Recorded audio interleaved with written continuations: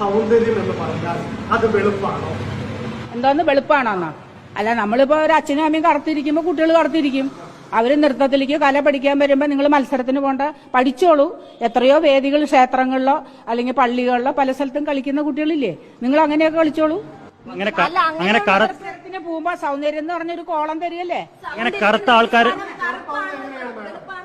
എന്തിനാ അതെന്തിനാ അങ്ങനെ വെക്കുന്നതിനാ അവര്?